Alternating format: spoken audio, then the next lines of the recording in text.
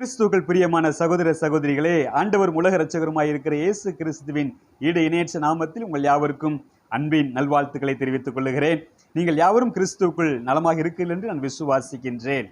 கடந்த வீடியோ தொகுப்பின் மூலமாக ஒரு தனி மனிதனுடைய வாழ்க்கை அல்லது மனநிலையை எப்படி ஆவியானவர் மாற்றுகிறார், ரட்சிக்கப்படுவதற்கு முன்பதாக அவர்கள் எப்படிப்பட்ட மனநிலையிலே இருக்கிறார்கள், பலவீனத்திலே வாழ்ந்து கொண்டிருக்கிறார்கள், அவர்கள் ரட்சிக்கப்பட்ட பின்பு பரிசுத்த ஆவியின் அபிஷேகத்தை பெற்று பரிசுத்த ஆவியால் நிரப்பப்பட்டு அனுதினமும் வழிநடத்தப்பட்டு அவர்கள் வாழும் பொழுது அவருடைய மனநிலையை எப்படி ஆண்டவர் மாற்றுகிறார், அந்த டெம்பரமெண்ட் சொல்லக்கூடியதான அந்த மனநிலை அதை எப்படி மாற்றுகிறார், அவருடைய பலவீனங்களை ஆண்டவர் எப்படி ஜெயிப்பதற்கு பலன் கொடுக்கிறார், அவர்களுக்கு துணை செய்கிறார் என்பதை குறித்து அப்போஸ்தலனாகிய பேதுருடைய வாழ்க்கையில் இருந்தும் அப்போஸ்தலனாகிய பவுலுடைய வாழ்க்கையிலிருந்தும் உங்களோடு கூட பகிர்ந்து கொண்டேன். அப்போஸ்தலனாகிய பவுல் கூட கோலரிக் என்று சொல்லக்கூடியதான எளிதில் கோபம் கொள்ளுகிறதான மனநிலை உடையவராக இருந்தார். ஷார்ட் டெம்பர், டக்கு டக்குன்னு என்ன செய்யும், கோபம் வரும். ஆனால் பரிசுத்த ஆவியானுடைய அந்த ஆளுகையின் கீழ் வரும் பொழுது எப்படி அவருடைய மனநிலையை ஆவியானவர் மாற்றினார். காலங்கள் கடந்து போயின. கிட்டத்தட்ட 10-15 வருஷத்துல அவருடைய மனநிலை முற்றிலுமாக ஆவியானவர் மாற்றி போட்டார் என்பதை நான் பகிர்ந்து கொண்டேன். இந்த நாளிலும் கூட மெலன்கோலிக் என்று சொல்லக்கூடியதான ஒரு மனநிலை உடையவர்கள் எப்படி இருப்பாங்க, அவங்களுடைய வாழ்க்கையில் ஆண்டவர் குறுக்கிடும் பொழுது அவருடைய மனநிலையை ஆண்டவர் எப்படி மாற்றுகிறார், அவருடைய வாழ்க்கையை ஆண்டவர் எப்படி மாற்றி போடுகிறார் என்பதை குறித்து உங்களோடு கூட எலியா தீர்க்கதரிசியினுடைய வாழ்க்கையிலிருந்து நான் பகிர்ந்து கொள்ள விரும்புகிறேன். ஏன்னா இந்த மெலன்கோலி என்று சொல்லக்கூடியதான மனநிலையை குறித்து நான் யோசிக்கும் பொழுது என்னுடைய மனதுக்கு உடனடியாக வந்தது எலியா தான். ஏன்னா எலியா அந்த மனநிலைக்கு மிகவும் பொருத்தமானவராக இருக்கிறார். இந்த மனநிலை உடையவங்க பார்த்தீங்கன்னா எப்போதுமே பெர்ஃபெக்டாக இருக்கணும்னு நினைப்பாங்க. தானும் பெர்ஃபெக்டாக இருக்கணும், மற்றவனும் பெர்ஃபெக்டாக இருக்கணும், தான் செய்கிற எல்லா காரியங்களும் பெர்ஃபெக்டாக இருக்கணும். அப்படி இல்லை அப்படின்னா முகம் உங்களுக்கு சுருங்கிடும். 98 மார்க் எடுத்துட்டு முகம் சுருங்கி போயிருக்கும். ஏன் பிரதர் என்னாச்சு, எல்லாரும் 35 எடுக்கிறதே கஷ்டப்படுறாங்களே, 98 மார்க் எடுத்துருக்கிறீங்களே, சந்தோஷமா இருக்க வேண்டியதானே. இல்லை பிரதர், இந்த 2 மார்க்கு எப்படி அடிபட்டுச்சுன்னு தெரியல, அதான் யோசித்துட்டு இருக்கிறேன் அப்படின்னு யோசிப்பாங்க, வருத்தப்படுவாங்க. அதை குறித்து அழகான ஓவியம் வரைஞ்சிருப்பாங்க. பிரதர் சூப்பராக வரைஞ்சிருக்கிறீங்க, பயங்கரமாக இருக்கு பிரதர், சும்மா மாஸ் கலக்குறீங்களே அப்படின்னு சொன்னால், இல்லை பிரதர் இந்த இதில் கொஞ்சம் கரெக்ட் பண்ணியிருந்திருக்கலாம், அதில் கொஞ்சம் கரெக்ட் பண்ணியிருந்திருக்கலாம், இதை கொஞ்சம் சரிப்படுத்தி இருந்திருக்கலாம் அப்படின்னு சொல்லி அதில் உள்ள ஏதாவது ஒரு குறையை சொல்லி அவங்க என்ன செய்வாங்கன்னா வருத்தப்படுவாங்க. ஏன்னா அவங்க பெர்ஃபெக்ஷனிஸ்ட், அதாவது பரிபூரணத்தை அடைய எப்போ பார்த்தாலும் பரிபூரணம் பரிபூரணம் பரிபூரணம் தான். இந்த உலகத்தில் அந்த பரிபூரணம் ரொம்ப கடினம் இல்லையா. அது நாம இருக்கட்டும், நம்முடைய வாழ்க்கையாக இருக்கட்டும், அல்லது மற்றவங்களுடைய வாழ்க்கையாக இருக்கட்டும், நம்முடைய வாழ்க்கையில் நம்ம பரிபூரணத்தை என்ன செய்ய முடியாது, எதிர்பார்த்து சோர்ந்து போக முடியாது. நம்ம எதிர்பார்க்கணும் தான், பரிபூர்ணம் அடையணும் தான், அதை நோக்கி நம்ம பிரயாணப்படணும் தான். ஆனால் அதை நினச்சி நம்ம என்ன செய்ய முடியாது, சோர்ந்துட்டு உட்காந்துருக்க முடியாது. மற்றவனுடைய வாழ்க்கையிலையும் அவன் பரிபூர்ணமாக இருக்கணும், அவன் பெர்ஃபெக்டாக இருக்கணும் அப்படின்னு சொல்லி எதிர்பார்த்து சோர்ந்து போய்விடக்கூடாது. 1 ராஜாக்களின் புஸ்தகம் 19வது அதிகாரம். அவனுக்கு அது தெரிந்த போது எழுந்து தன் பிராணனை காக்க யூதாவை விட்டு பெயர்சபாவுக்கு புறப்பட்டு போய் தன் வேலைக்காரனை அங்கே நிறுத்திவிட்டான். அவன் வனாந்தரத்திலே ஒரு நாள் பிரயாணம் போய் ஒரு சூறை செடியின் கீழ் உட்கார்ந்து தான் சாக வேண்டும் என்று கோரி, போதும் கர்த்தாவே, என் ஆத்துமாவை எடுத்துக்கொள்ளும், நான் என் பிதாக்களை பார்க்கிலும் நல்லவன் அல்ல என்று சொல்லி ஒரு சூறை செடியின் கீழ் படுத்துக்கொண்டு நித்திரை பண்ணினான். எனக்கு அன்பான தேவனுடைய பிள்ளைகளே, ஏன் எலியா பெர்ஃபெக்ட் பரிபூரணத்தை நோக்கி யோசிக்கக்கூடியவர் அப்படின்னா அதற்கு காரணம் அவருடைய வாழ்க்கையில மிக எளிதாக சோர்ந்து போய்விடக்கூடியதான மனநிலை. சின்ன சின்ன விஷயத்துக்கு கூட நம்ம சோர்ந்து போய்விட்டோம்னா அப்படின்னா நமக்கு இந்த மெலன்கோலி என்று சொல்லக்கூடியதான மனநிலை நமக்கு இருக்கிறது என்று அர்த்தம். இந்த மெலன்கோலி மனநிலை உடையவங்க பார்த்தீங்கன்னா ஒரு பெரிய விஷயம், ஒரு பெரிய பிரச்சனை நடக்கணும்னு அவசியம் கிடையாது அவங்க சோர்ந்து போகிறதுக்கு.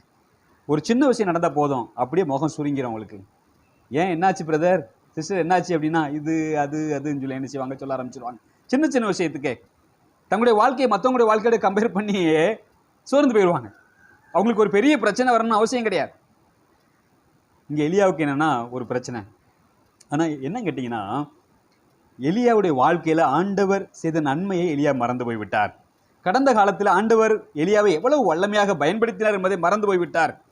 நம்ம ஏன் சோர்ந்து போயிடுறோம் அப்படின்னா, ஆண்டவர் நம்முடைய கடந்த கால வாழ்க்கையில செய்த அற்புதங்களை மறந்து போய்விட்டோம், நன்மைகளை மறந்து போய்விட்டோம். எவ்வளவு அற்புதமாக ஆண்டவர் வழி நடத்தினார், அதை மறந்து போறதுனால தான் நமக்கு முகம் சுருங்கி போகுது, சீக்கிரம் சோர்ந்து போயிடுறோம். ஏன் சோர்ந்து போய் ஒரு சூறை செடியை பார்த்து என்ன செய்யறோம், அதில் போய் உட்காடுறோம், எங்கடா இடம் கிடைக்கும் போய் படுத்துக்கலாம் அப்படின்னு போய் உட்காடுறோம். அப்படின்னா ஆண்டவர் கடந்த காலத்தில் செய்த நன்மையை மறந்தவர்களாக, இந்த நிகழ்கால சூழ்நிலை குறித்து பயந்தவர்களாக நம்ம என்ன செய்கிறோம், இருக்கிறோம். ஆண்டவர் கடந்த காலத்தில் எலியாவை எவ்வளவு வல்லமையாக பயன்படுத்தினார். எலியா சொன்னாரு, மழையும் பெய்யாது பனியும் பெய்யாது. ஆண்டவர் திரும்பி சொல்ற வரைக்கும் எலியாவுடைய வார்த்தை ஆண்டவர் கனப்படுத்தினார். பனியும் கிடையாது இஸ்ரவேல்ல, மழையும் கிடையாது, சரியான கொடிய பஞ்சம். இந்த கண்பான தேவனுடைய பிள்ளைகளே, அது மாத்திரம் இல்ல, ஆண்டவர் எலியாவை அந்த கேரியத்தை ஆற்றங்கரைக்கு என்ன செய்யறார் போக சொன்னார். அங்க போய் ஒளிந்திருந்து சொன்னாரு, அங்க நான் உனக்கு ப்ரொவைட் பண்ணுவேன், உன்னுடைய எல்லா தேவையிலையும் சந்தித்து கொடுப்பேன்னு சொல்லி ஆண்டவர் சந்தித்து கொடுத்தார். காகங்கள் மூலமாக அப்பமும் இறைச்சியும், டெய்லி நான்வெஜ் தாங்க. காலையில் நான்வெஜ், ஈவினிங் நான்வெஜ். எவ்வளவு ஒரு ஆசீர்வாதமான ஒரு வாழ்க்கை தெரியுமா? ஊரே பஞ்சத்தில் கிடக்கும் போது, ஊரே கஞ்சிக்கு வழி இல்லாமல் கஷ்டப்படும் பொழுது எலியாவுக்கு மட்டும் ஸ்பெஷல் நான்வெஜ் சாப்பாடு. யார் கொடுத்தது? ஆண்டவர் தான் கொடுத்தாரு. ஆனால் மறந்தாச்சு. அந்த கெரித் நதி, அந்த ஆற்சங்க ஆறு இருக்கு பார்த்தீங்களா, மழை பெய்கிற வரைக்கும் அது வச்சவே இல்லையா. மழை பெய்து தான் அந்த ஆற்றுல வெள்ளம் ஓடும் இல்லையா. வழக்கமாக மழை பெய்யும் பொழுது என்ன செய்யும், ஆற்றுல வெள்ளங்கள் ஓடும், தண்ணி அதிகமாக இருக்கும். ஆனால் இங்கே வசனம் சொல்லியிருக்குது, கெரித் ஆற்சங்கில் தண்ணி ஓடிட்டே இருந்துச்சான் மழை பெய்கிற வரைக்கும். எலியாவை ஆண்டவர் பாதுகாக்கணுங்கிறதுக்காக தான், எலியாவை ஆண்டவர் உயிரோடு கூட வைக்க வேண்டும் என்பதற்காகத்தான் ஆண்டவர் ப்ரொவைட் பண்ணாரு. மழை இல்லாத காலத்தில் கூட ஆற்றுல வெள்ளத்தை தண்ணியை வர வச்சாரு, ஆசீர்வதிச்சாரு. எலியா மறந்தாச்சே. அடுத்து சாரிபாத்துடைய அந்த விதவை வீட்டுக்கு ஆண்டவர் கூட்டு போய் அங்கே எலியா வச்சு என்ன செஞ்சாரு, போஷித்தார். அவங்க வீட்டில் ஆண்டவர் அற்புதம் செய்ய வைத்தாரு. பாத்திரத்தில் மாவும் அந்த கலசத்தில் எண்ணெயும் குறைஞ்சு போகவே இல்லை. பஞ்சம் தீர்மட்டும், பஞ்ச நாட்கள் முடியும் வரை ஆண்டவர் எலியாவை அங்கே வச்சு என்ன செஞ்சார், போஷிச்சாரு, பராமரிச்சாரு, பாதுகாத்தாரு. அதையும் எலியா மறந்தாச்சு. அதே வீட்டில் அந்த சாரிபாத் விதவினுடைய மகன் இறந்து போனான், உடல்நிலை சரியில்லாது. அவனை எலியா என்ன செஞ்சாரு, ஜெபம் பண்ணி அவனுக்கு சுகமாக்கி அவனை உயிரோடு கூட எழுப்பி காண்பித்தார். எனக்கு அன்பான தேவனுடைய பிள்ளைகளே, மரித்த ஒரு குழந்தைய, மரித்தவங்களை உயிரோடு கூட எழுப்பும்படியாக ஆண்டவர் வல்லமையாக பயன்படுத்தினார் எலியாவை. அதையும் மறந்தாச்சு. அது மாத்திரம் இல்லை, பாகாலுடைய தீர்க்கதரிசிகளுக்கு முன்பதாக எலியா மூலமாக ஆண்டவர் மிகப்பெரிய ஒரு வெற்றியை கொடுத்தார். 450 பாகாலின் தீர்க்கதரிசிகளை எலியா கழுத்து அறுத்து கொலை செஞ்சார். தெரியுமா? இஸ்ரவேல் மக்களை வச்சு பிடிங்க அவங்கள அப்படின்னு. அவ்வளோ பெரிய ஒரு சேலஞ்ச். ஜனங்கள் எல்லாம் கர்த்தரே தெய்வம் கர்த்தரே தெய்வம் ஆர்ப்பரித்தாங்க. அவ்வளோ பெரிய வெற்றியை கொடுத்தார் ஆண்டவர். அவ்வளோ பெரிய வெற்றியை கொடுத்து ஆண்டவர் எலியாவை அப்படியே உயர்த்தி வச்சிருந்தாருங்க. ஆனால் எலியா எல்லாவற்றையும் மறந்தாச்சு. இந்த மனநிலை உடையவங்க ஆண்டவர் நிறைய தாளந்துகளையும் வரங்களையும் ஆண்டவர் கொடுத்துருப்பாரு. அவங்க நிறைய விஷயங்கள் உண்மையாக இருப்பாங்க, உண்மைதான் அது. அதனால் ஆண்டவர் அவங்களை பயன்படுத்துகிற வல்லமையை எடுத்து பயன்படுத்துகிறாரு. ஆனால் அவங்க என்ன செய்வாங்க, மிக எளிதாக ஆண்டவர் அவருடைய வாழ்க்கையில் செய்த நன்மைகளை மறந்து விடக்கூடியதான ஒரு நன்றி அறிவில்லாத ஒரு மனநிலைக்குள்ளாக என்ன செய்கிறாங்க, போய் விடுகிறாங்க. நம்மளும் ஒரு சில நேரங்களில் போய் விடுகிறோம். நம்ம என்னது, ஆண்டவர் செய்த நன்மைக்கு நம்ம நன்றி அறிவில் உள்ளவர்களாக என்ன செய்யலாம், அநேக நேரங்களில் இல்லாமல் போயிடுறோம். எப்போ அப்படின்னா, திடீர்னு ஒரு கஷ்டம் வரும் பொழுது நம்ம மறந்து போயிடுறோம். அங்கே அவருக்கும் ஒரு கஷ்டம் வந்துருச்சு. அந்த எசபேல் சொல்கிறா, ஆகாப்புடைய மனைவி எப்படி பாகாவுடைய தீர்க்கதரிசிகளுக்கு வெட்டப்பட்டவங்க செத்தாங்களோ அதே போல் நாளைக்கு இந்நேரத்தில் நான் எலியாவுக்கு செய்யலை அப்படின்னா என்னுடைய தேவர்கள் அதுக்கு அதிகமாகும், இதுக்கு சரியாகவும் செய்ய கடவர்கள் அப்படின்னு சொல்லி அவள் என்ன செய்கிறா, சூளுரை எடுக்கிறா. இந்த விஷயம் கேள்விப்பட்ட உடனே, தெரிந்த உடனே தன்னுடைய பிராணனை காக்க என்ன செய்கிறார் எலியா, எந்திரிச்சு யூதேயா விட்டு புறப்பட்டு பெயர்சபாவுக்கு போயிட்டார். ரொம்ப இஸ்ரவேலினுடைய எல்லைக்கு போயிட்டார், ஓடியே போயிட்டார். அங்கே தன்னுடைய வேலைக்காரனை இங்கே இருன்னு சொல்லிட்டு மறுபடியும் ஒரு நாள் பிரயாணம் என்ன செய்கிறாரு பண்ணி போகிறார். அங்கே போய் ஒரு சூறை செடிங்களை போய் படுத்து கொண்டார். அங்கே படுத்துக்கிட்டாரு. ஆண்டவர் உடைய மாட்டார். எப்போதுமே அவருடைய பிள்ளைகள் சோர்ந்து போகும்போதெல்லாம் ஆண்டவர் ஒருபோது விட்டது கிடையாது. வந்து தட்டி எழுப்புறாரு, எந்தி எலியா எந்தி, இந்த சாப்பிடு, இந்த தண்ணி குடி. சாப்பிட்டாச்சு, தண்ணியை கொடுத்தாச்சு, மறுபடியும் படுத்தாச்சு. மறுபடியும் தட்டி எழுப்பி, எந்தி எலியா எந்தி, சாப்பிடு, தண்ணி குடி. எந்திரிச்சாச்சு, சாப்பிட்டாச்சு, தண்ணி கொடுத்தாச்சு, ஒரு பெரிய ஏப்பை விட்டு மறுபடியும் படுத்தாச்சு. எதற்காக ஆண்டவர் தட்டி என்ன செய்ய எழுப்பினாரு, எதற்காக ஆகாரம் கொடுத்தாரு? எந்தி, உன்னை ஒரு நோக்கத்தோடு கூட அழைத்திருக்கிறேன், உன்னை ஒரு நோக்கத்தோடு கூட வேறு பிரித்திருக்கிறேன், உன்னை நான் பயன்படுத்தணும், உனக்கு மிகப்பெரிய பொறுப்புகள் இருக்குது, நான் உனக்கு வச்சிருக்கிறேன், அதை நிறைவேற்றி முடிக்கிற வரைக்கும் உனக்கு என்னது சாவே கிடையாது எந்தி அப்படின்னு. உன்னை சாக விட மாட்டேன், நீ எங்கே போய் நான் படுத்துக்க, எந்த சூறை செடிகளை போய் படுத்துக்க. ஆண்டவர் விடுறதே கிடையாது, சாக விட மாட்டாருங்க. நம்முடைய வாழ்க்கையில் அவர் வச்சிருக்க நோக்கத்தை நிறைவேற்றும் வரை நம்ம உடம்புல இருந்து ஒரு முடிவோட கீழே விழாது. தெரியுமா உங்களுக்கு? எப்பெல்லாம் நம்ம சோர்ந்து போகிறோம், ஆண்டவர் என்ன செய்யறதில்ல, நம்மளை விடுறதே கிடையாது.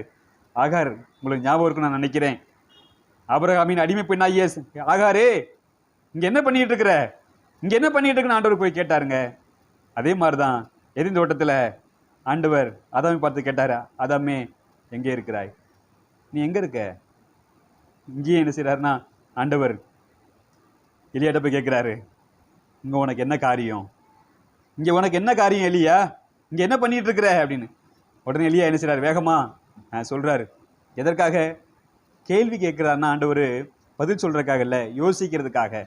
நீ என்ன நிலைமையில இருக்கிற, நீ என்ன நிலைமையில இருந்த, இப்ப என்ன நிலைமையில இருக்கிற, உன்னுடைய மனநிலை எப்படி இருக்கிறது யோசிக்கிறதுக்கு ஆண்டவர் கேள்வி கேட்கிறாரு. வேகமா என்ன செய்யறாருன்னா அந்த மன அழுத்தத்தில் இந்த ஸ்ட்ரெஸ்ல வேகமா சொல்றாரு, நான் இஸ்ரவேலின் தேவனுக்காக நான் வைராக்கியமா இருந்தேன், அவருக்கு தீர்க்கதரிசிகள் எல்லாம் கொலை செஞ்சு போட்டாங்க, கர்த்தருடைய பலிபீடத்தை உடைச்சு போட்டாங்க, நான் மாத்திரம் தான் தப்பி இருக்கிறேன். அந்த கண்பான தேவனுடைய பிள்ளைகளே, அந்த ஸ்ட்ரெஸ்ல மன அழுத்தத்துல சொன்னதே திரும்ப திரும்ப சொல்ல ஆரம்பிச்சிட்டேன். இங்கே மட்டும் கிடையாது, அங்கேயும் கெபிலையும் அதே தான்.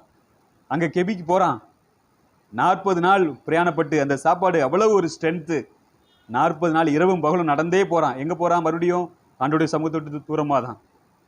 இன்னைக்கு அநேக நேரங்களில் ஆண்டவரால் ஆசீர்வதிக்கப்பட்டோம், ஆண்டவரால் பராமரிக்கப்பட்டோம், ஆண்டவருடைய சித்தத்துக்கு அப்படியே ஆப்போசிட் டைரக்ஷன்ல யோனா மாதிரி போய்கிட்டே இருக்கிறாங்க. அநேகர் போய்கிட்டே இருப்பாங்க. ஆண்டவர் போக விடுவார், நீ போ, கோச்சிட்டு தானே போற போ, வருத்தத்திலான போற போ அப்படின்னு போக விடுவார். ஆனால் ஒரேடி விட மாட்டாரு. போனதுக்கு அப்புறம் அங்க கெபில போய் பேசுறாரு, எலியாவே உனக்கு இங்க என்ன காரியம், மறுபடியும் அது ஆண்டோட சத்தம் வருது, இங்க உனக்கு என்ன வேலை, கெபில உனக்கு என்ன வேலை, ஒரே மட்டும் வந்திருக்கிற, இங்க உனக்கு என்ன வேலை, உனக்கு வேலை அங்க இருக்கு ராஜா, உனக்கு வேலை அங்க இருக்குது, நீ நிறைய பொறுப்பு இருக்குது, நிறைய ஊழியம் இருக்குது, இன்னும் செய்ய வேண்டிய அநேக காரியங்கள் இருக்குது.